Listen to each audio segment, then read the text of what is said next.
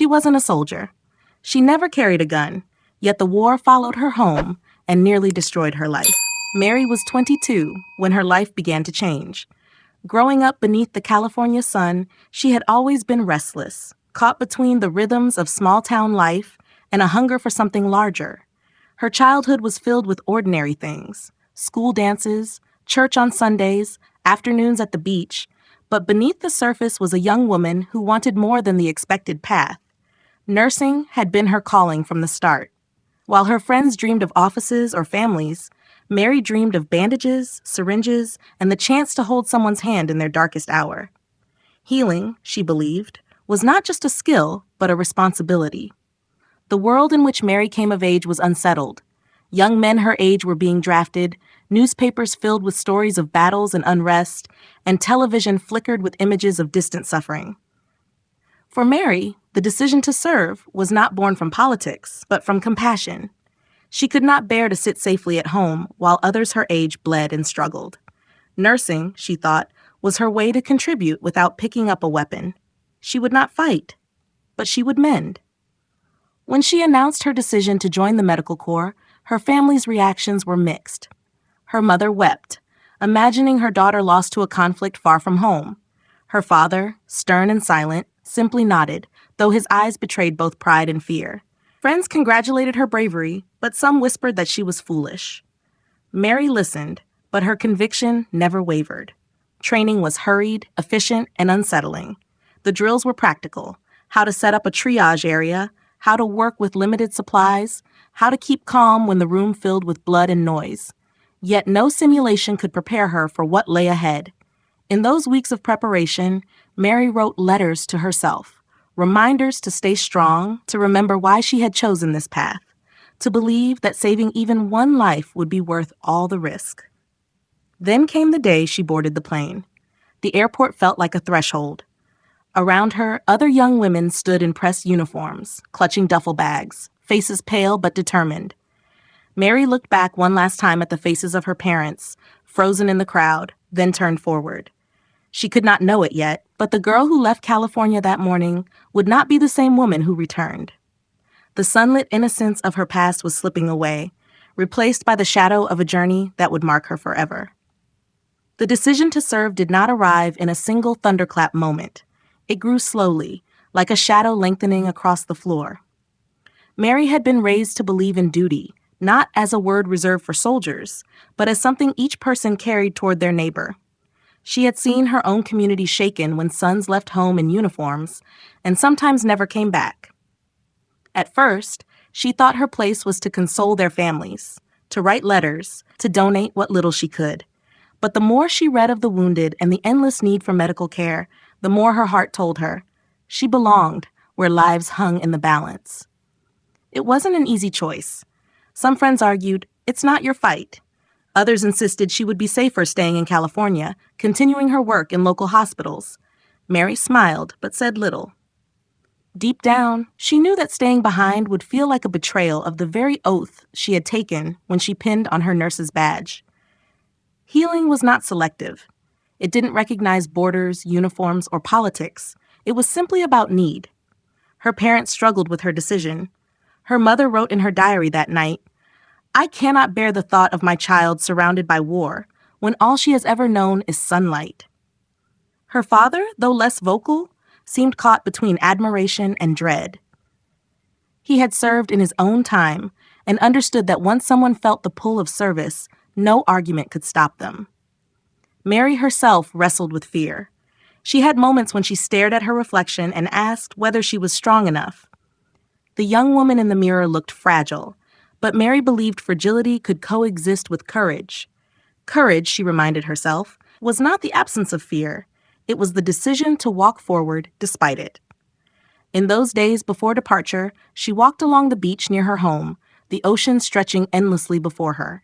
She thought about the lives she might encounter, strangers whose faces she would never forget.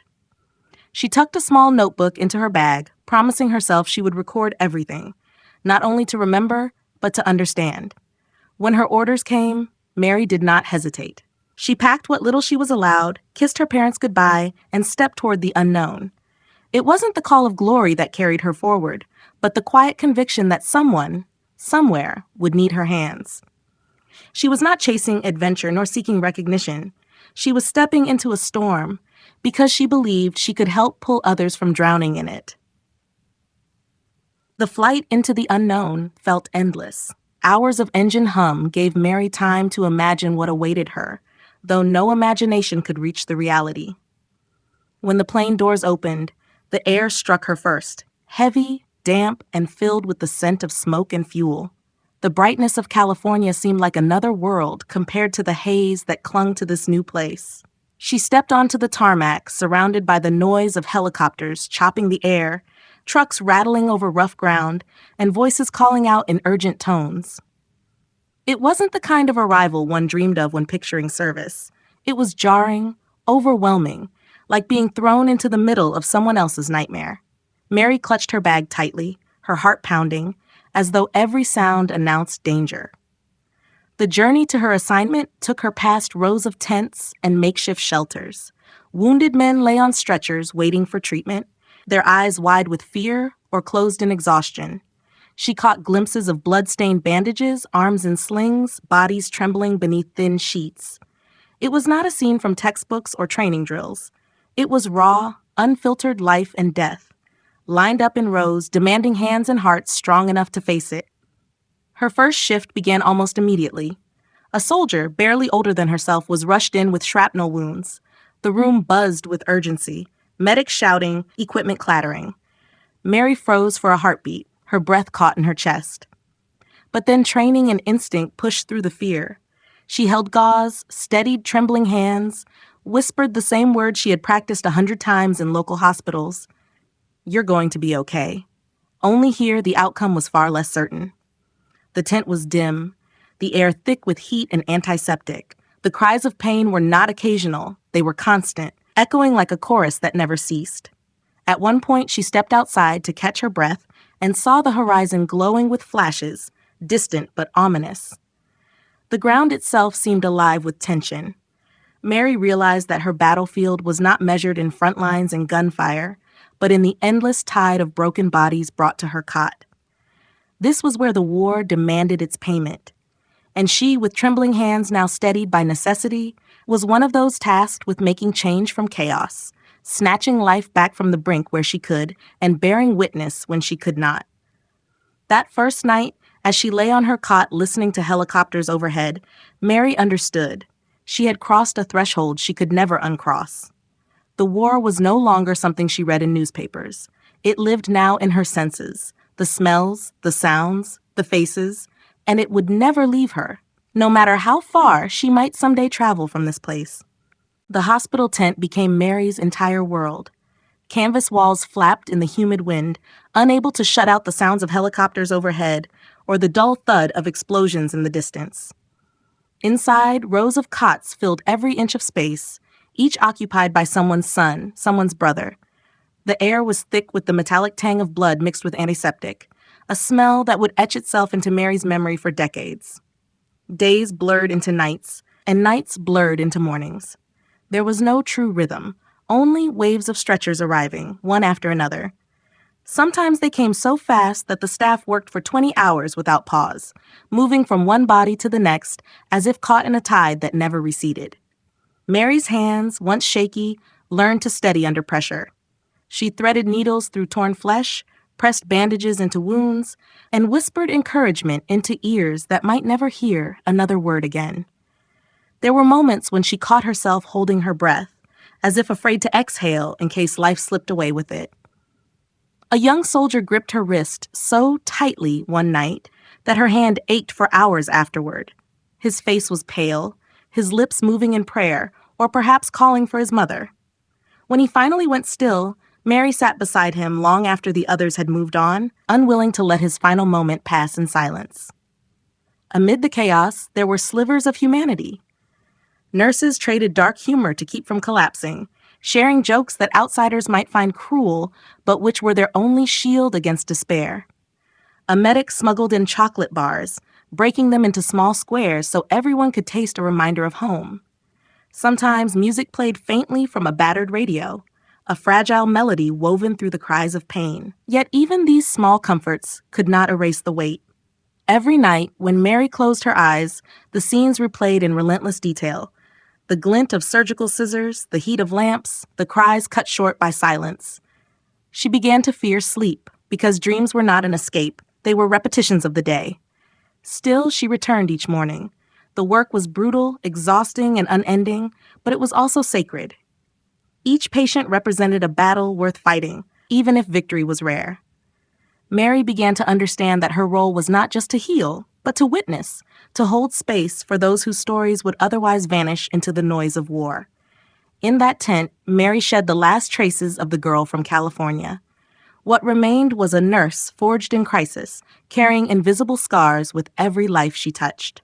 In the whirlwind of endless shifts, Mary found herself clinging to the only lifeline available: her fellow nurses.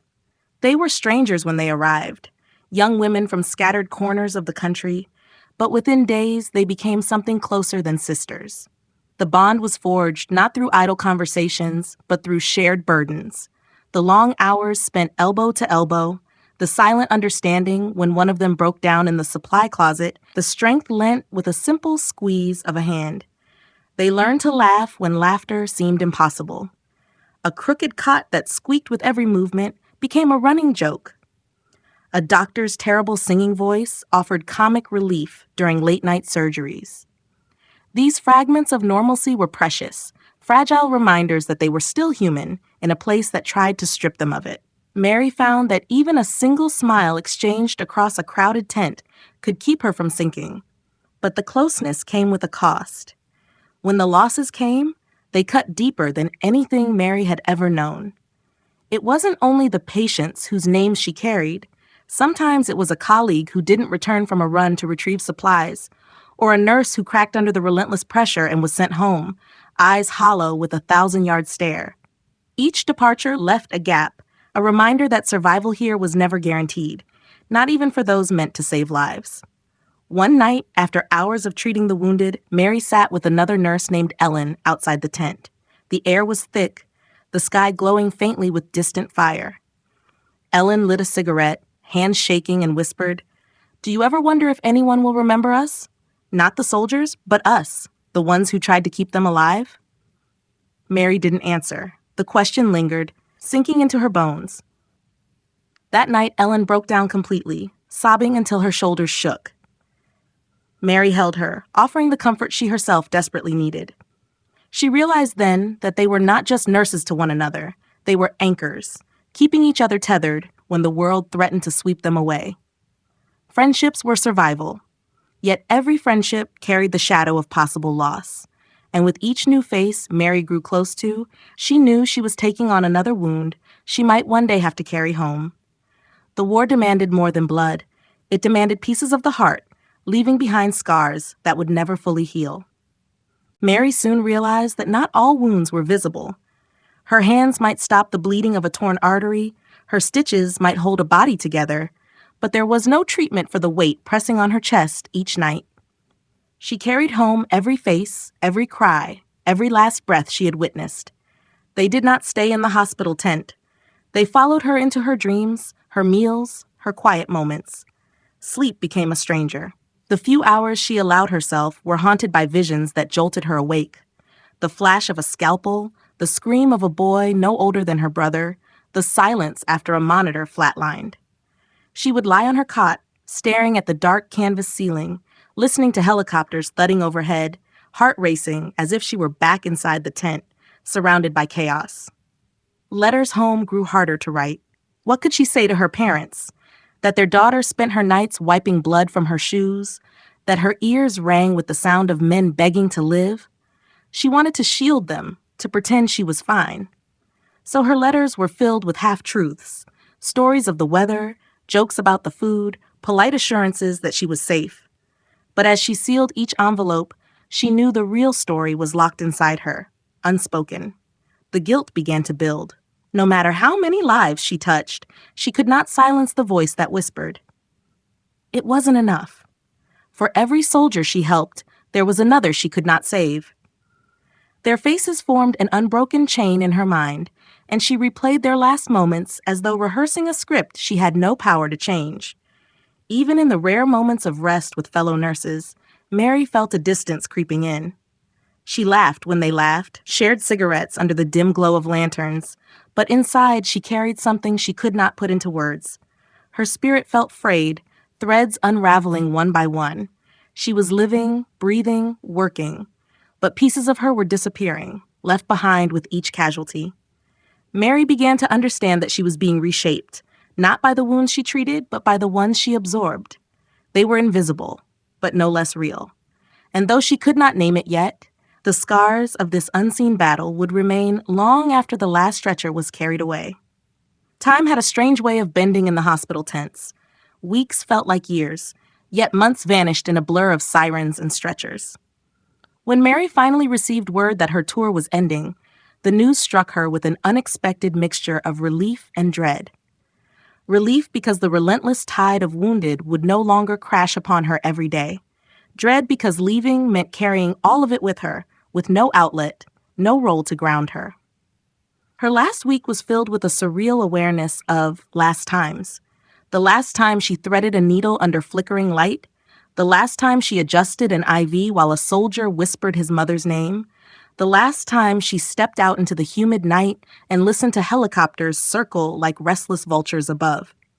Each action felt heavier, as though she were trying to memorize every detail, even the ones that haunted her. Packing her belongings was almost laughably simple. A few uniforms, worn shoes, the small notebook filled with her cramped handwriting. Yet Mary knew she was carrying home something weightier than any duffel bag. The memories stitched into her mind, the ghosts of those she had tried to save, the friendships forged and fractured under canvas walls. On her final evening, she gathered with the remaining nurses outside the tents. Someone had scrounged a bottle, and they passed it around in silence, each sip heavy with unspoken emotion. Ellen, the nurse who once asked if anyone would remember them, took Mary's hand and said, "Promise me you won't forget." Mary nodded, though inside she wanted to answer differently. How could I forget, even if I tried? The morning of her departure, she stood at the edge of the base and watched the horizon one last time. The air was still heavy, the ground still alive with distant rumbles, as if to remind her that the war would continue long after she left. She stepped onto the transport plane with a hollow feeling.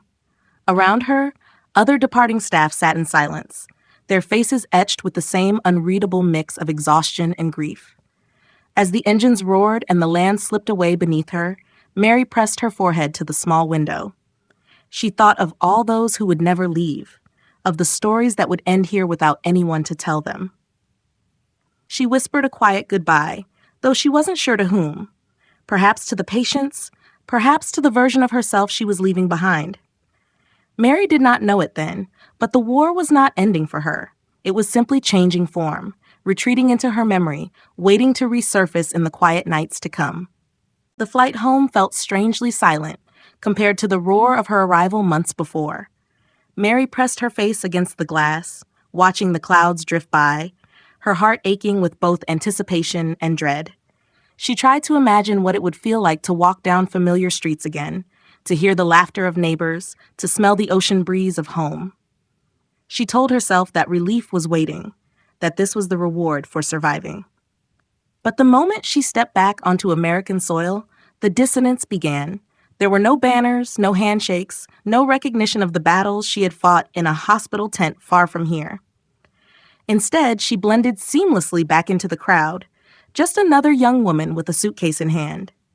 People smiled politely, but none could see the invisible weight she carried. Her parents greeted her with tears, holding her as though they could squeeze the war out of her body. She smiled for them, even laughed, but inside she felt like a hollow version of herself. The warmth of home was real, but it did not erase the echo of cries that still rang in her ears. At night, as her family slept peacefully, Mary lay awake in her old bed, staring at the ceiling, unable to silence the buzzing of helicopters that existed only in her mind.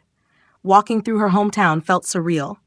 The shops, the schools, the diners, all unchanged, as though time had stood still in her absence. Yet Mary had changed beyond recognition. She watched her friends chatter about ordinary problems, and she struggled to respond. How could she explain what it was like to hold the hand of a boy bleeding out at 19? How could she describe the exhaustion that came from watching too many lives slip away in her arms? Words failed her, so she stayed quiet, smiling faintly, her silence mistaken for shyness.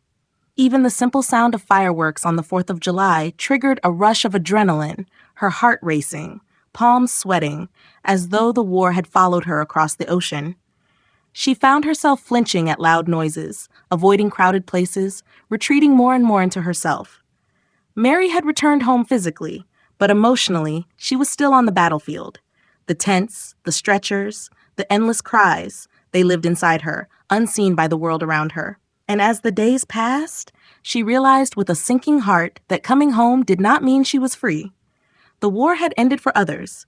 For Mary, it had only changed its shape. Silence became Mary's fiercest enemy. At first, she thought it would be her salvation. No more screams, no more hurried footsteps pounding through the tent, no more metallic clatter of surgical trays. But the silence of home was different. It was not peaceful. It was oppressive. In the stillness of her California apartment, the echoes of war grew louder, filling every empty space. Nights were the hardest. She would wake drenched in sweat, the sound of phantom helicopters swirling above her, the cries of the dying still sharp in her ears. Sometimes she sat up gasping, her hands clenched as though still holding gauze to a wound. The bed that once symbolized safety now became another battlefield, where sleep was a battle she rarely won. Daylight brought little relief.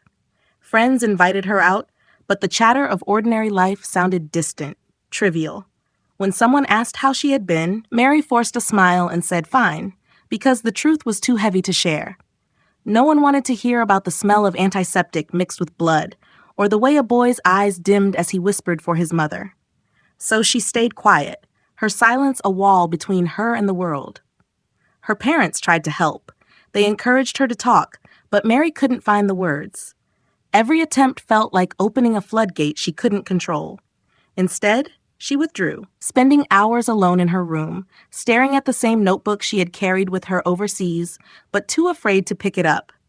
What unsettled her most was how the silence twisted her memories. In the hospital tent, there had been chaos, urgency, the distraction of constant motion.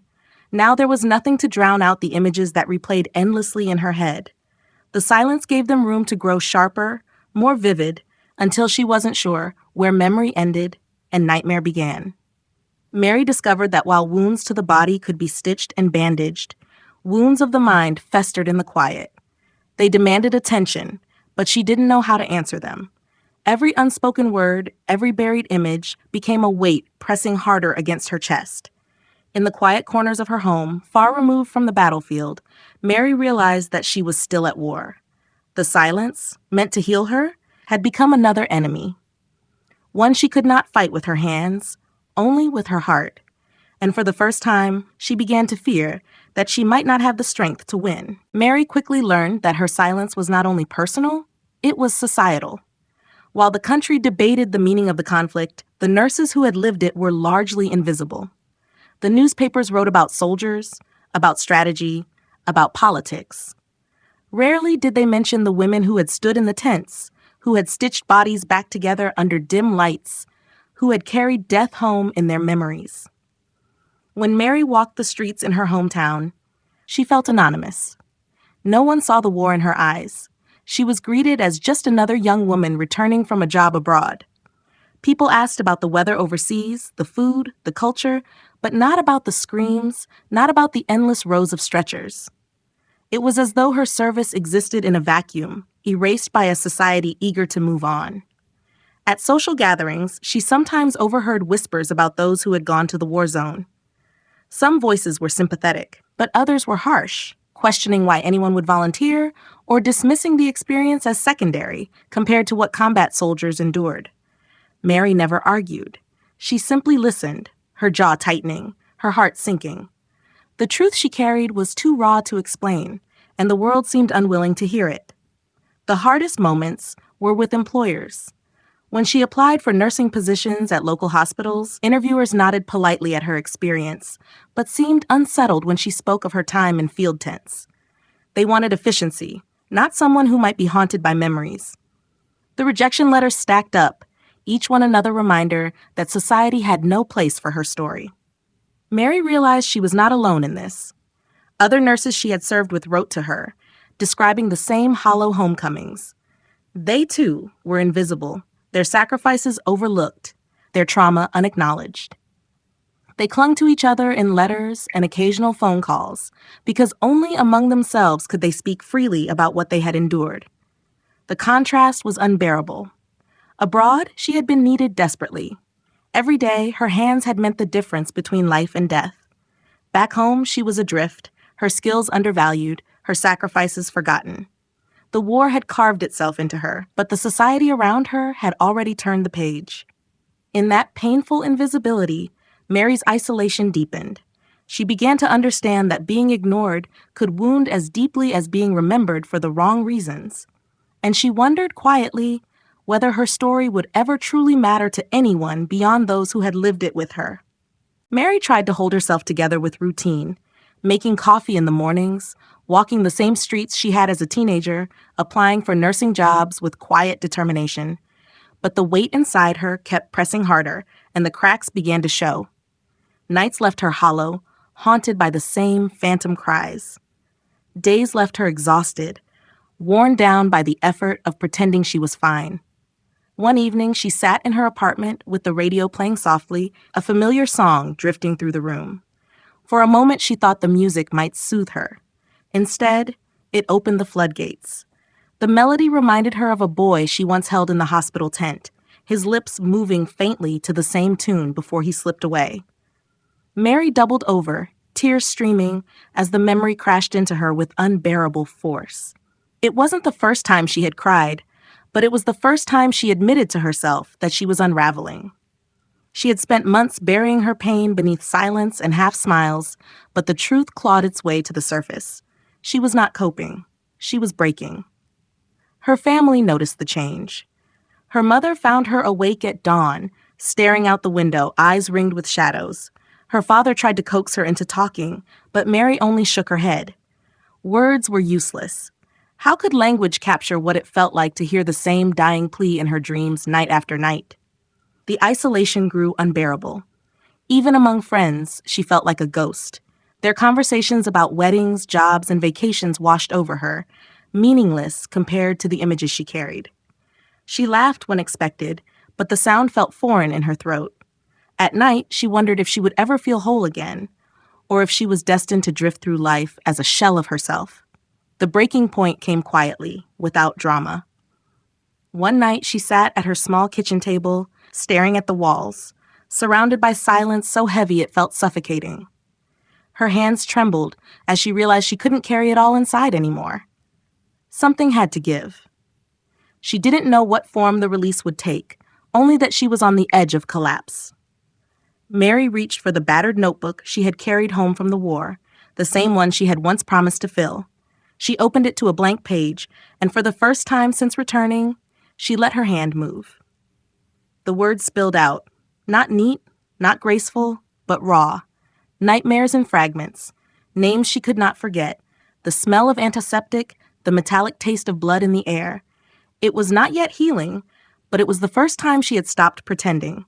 And in that small act of surrender, scribbling onto paper what she could not say aloud, Mary unknowingly took her first step toward survival. At first, the writing was clumsy.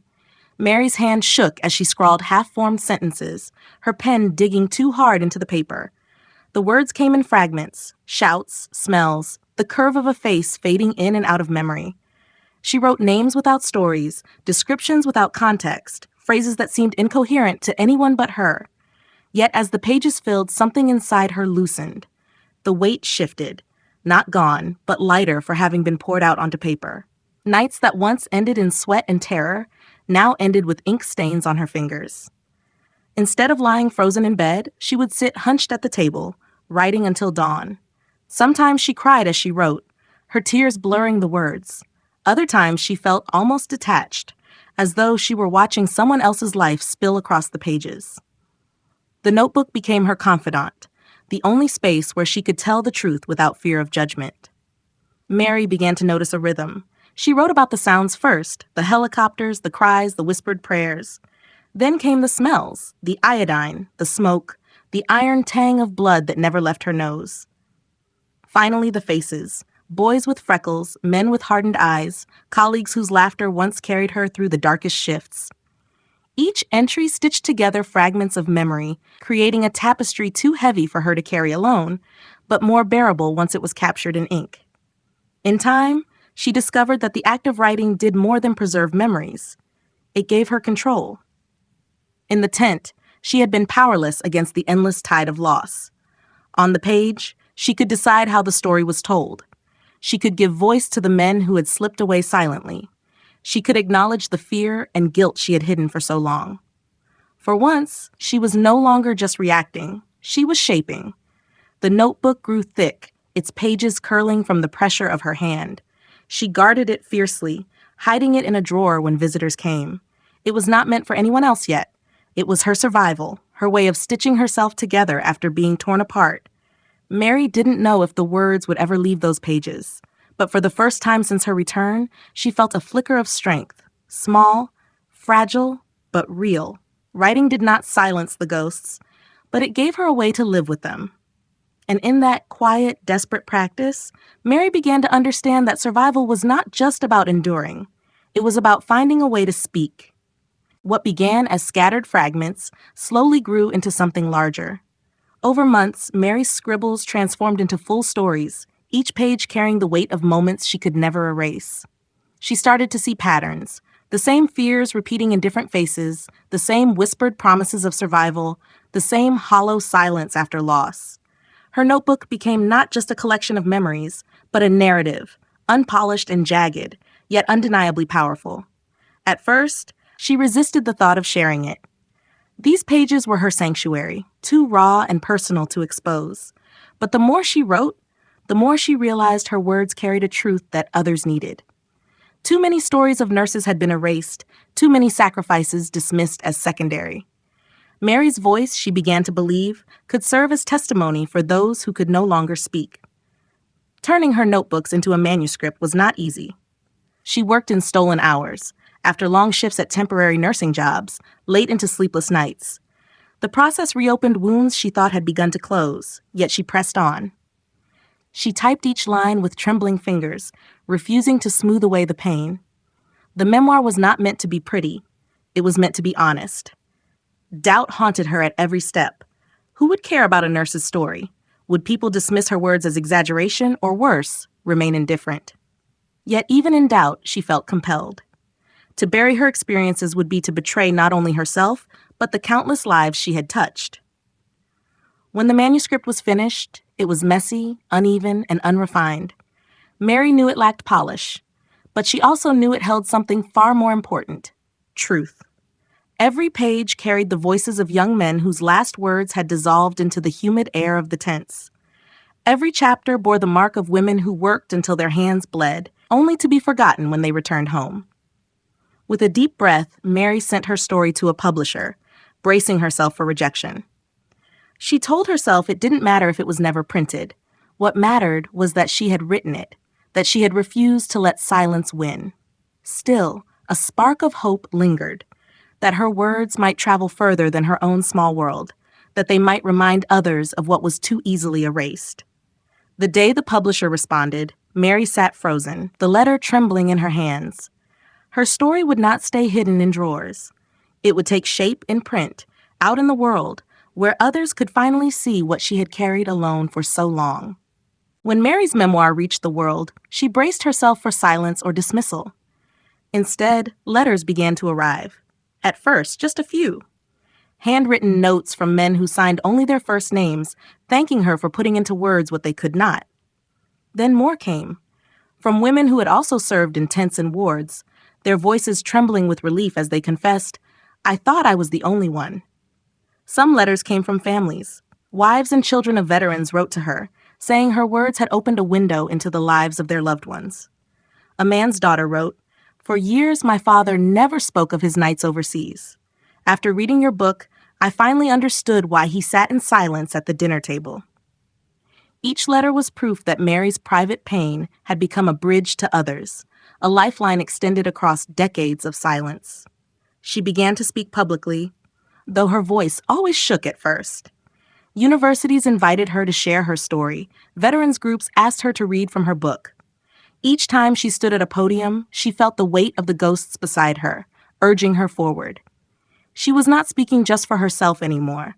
She was speaking for every forgotten nurse, every silenced story. The impact startled her. People wept openly during her talks, not because they wanted spectacle, but because they finally saw what had been hidden. In the eyes of the veterans in the audience, Mary recognized the same haunted look she had carried for years. When they approached her afterward, their words were often simple, "Thank you. Now I can finally talk about it." Her book did not make her wealthy, nor did it erase the scars, but it gave her something more enduring: connection. The loneliness that had nearly consumed her began to fade as she realized she was not alone. Every page she had written in solitude now bound her to others who had lived through the same silence. Mary understood then that the true purpose of her memoir was not catharsis alone, it was recognition. For the first time, society began to glimpse the hidden war fought by nurses, the battles waged in hospital tents, the sacrifices carried home unseen. And for Mary, that recognition was a form of healing she had thought impossible. Her words had traveled further than she ever dreamed. They were no longer just her survival, they were a collective testimony, a shared voice for a generation too often overlooked. Now in her 70s, Mary moves more slowly than she once did, but her spirit carries a quiet strength owned by years of struggle. Her nights are still restless. Some dreams bring back the same images of blood, helicopters, and whispered goodbyes, but she no longer wakes in terror. The ghosts are still there, but they have softened with time, transformed from tormentors into reminders of what she endured and of those she once held in her arms. Her days are brighter now, filled with simple rituals. She tends to a small garden, finding solace in the patience of growth, in the resilience of flowers pushing through the soil. Sometimes she sits on her porch with a cup of tea and rereads passages from her own book, astonished at the strength it took to write those words. They no longer sting the way they once did. Instead, they feel like a testament, proof that she survived and that her story mattered. Mary still receives letters, though fewer now. Veterans and their families continue to reach out, telling her how her words gave them courage to face their own pain. She treasures each one, tucking them into a wooden box that has become almost as sacred as the notebooks where her story began. Though society has changed and moved forward, Mary's story remains a bridge between past and present. Younger generations read her book in classrooms, learning that wars are not only fought on battlefields, but also in hospital tents and within the minds of those who return home. Through her testimony, they see that healing is not a straight path, but a lifelong process, one that requires honesty, connection, and courage. Mary knows she will never fully escape the war she carried home, but she no longer seeks escape. Instead, she seeks meaning. Her life has become a reminder that the deepest wounds are often unseen, and that telling the truth, even in broken, imperfect words, can bring light into the darkest corners. Her legacy is not one of despair, but of resilience. She is living proof that even the most haunted souls can find peace, not by forgetting, but by remembering in a way that transforms pain into purpose. And as she sits beneath the fading light of evening, Mary feels something she once thought impossible, an enduring, quiet sense of healing. Mary's journey reminds us that wars do not end when the guns fall silent. They live on in the memories of those who served, echoing in sleepless nights, hidden in unspoken words, carried like invisible scars. Her story is one of countless untold narratives, men and women who returned home to a world that could not understand the weight they bore. What makes Mary's path extraordinary is not that she suffered, but that she chose to transform her suffering into something lasting. Through writing, she turned nightmares into testimony, silence into voice. Her memoir gave others permission to speak, to heal, to be seen. It revealed that the battlefield is not always a place marked by maps, but sometimes the human heart itself. In her resilience, we find a lesson. Healing is not about erasing the past, but about facing it with honesty. Mary did not conquer her pain. She carried it, reshaped it, and shared it so others might feel less alone. That act of courage is its own kind of victory. As we remember her story, we remember the silent battles that so many continue to fight. And perhaps, by listening, by acknowledging, we take part in their healing too. Mary's legacy endures not just in her words, but in the lives she touched. Proof that even in the aftermath of war, there can be connection, meaning, and peace.